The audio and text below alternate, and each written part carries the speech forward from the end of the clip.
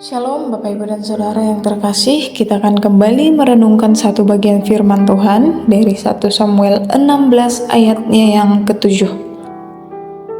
Tetapi berfirmanlah Tuhan kepada Samuel, janganlah pandang parasnya atau perawakannya yang tinggi, sebab aku telah menolaknya.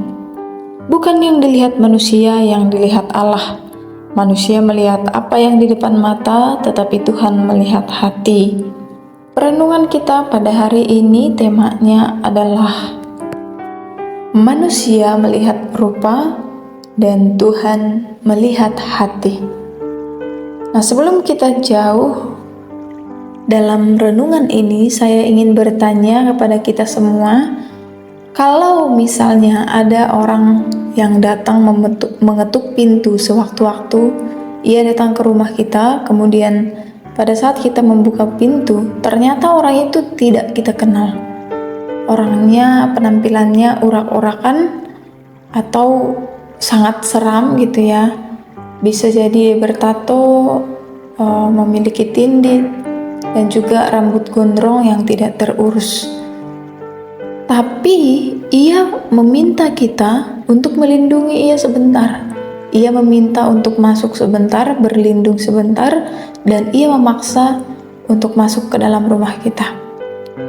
Apa yang akan kita lakukan? Nah, kalau saya pribadi, saya tidak mungkin mengizinkan ia masuk. Karena tentu saya merasa takut dan saya harus waspada. Dan saya yakin kebanyakan orang pasti responnya akan sama dengan saya. Lalu, apakah itu sebenarnya salah? Tentu tidak, karena kita perlu waspada dan kita juga harus berhikmat. Nah, saudara-saudara sekalian, kalimat yang menyatakan Tuhan melihat hati seringkali kita gunakan dengan salah. Kita berpikir bahwa penampilan tidak terlalu perlu diperhatikan. Kerohanianlah yang perlu diperhatikan. Padahal tidaklah demikian. Kalau kita melihat dari kisah yang kita baca, yang Tuhan maksud dengan jangan melihat paras, ialah jangan melihat fisik orang yang memang pada dasarnya Tuhan berikan kepadanya. Contohnya adalah bentuk tubuhnya, bentuk tubuh yang kecil atau mungkin bentuk hidung yang kurang mancung gitu ya. Semuanya ini adalah bawaan lahir. Jadi jangan ada yang kemudian berkata, tidak apa-apa penampilan saya urakan, yang penting Tuhan melihat hati saya tertuju kepadanya.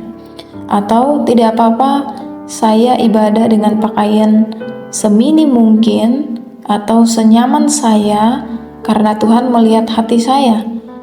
Atau tidak masalah saya tidak memperhatikan kebersihan tubuh saya, yang penting hati saya tertuju kepada Tuhan.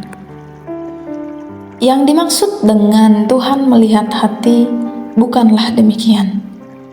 Penampilan adalah bentuk atau representasi daripada hati kita. Maka kalau kita lihat di kisah selanjutnya, Tuhan akan memilih Daud menjadi raja. Penampilannya sederhana dan hatinya memang berkenan bagi Tuhan. Kata manusia melihat rupa dan Tuhan melihat hati, kiranya janganlah menjadi suatu slogan untuk mendukung kita agar hidup asal-asalan.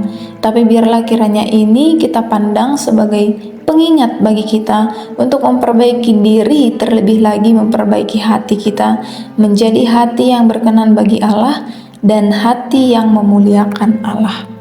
Dan tentunya kita juga perlu memperhatikan penampilan kita, karena apa yang kita tampilkan itulah yang mencerminkan kehidupan kita. Semoga renungan ini memberkati kita semua. Tuhan Yesus memberkati.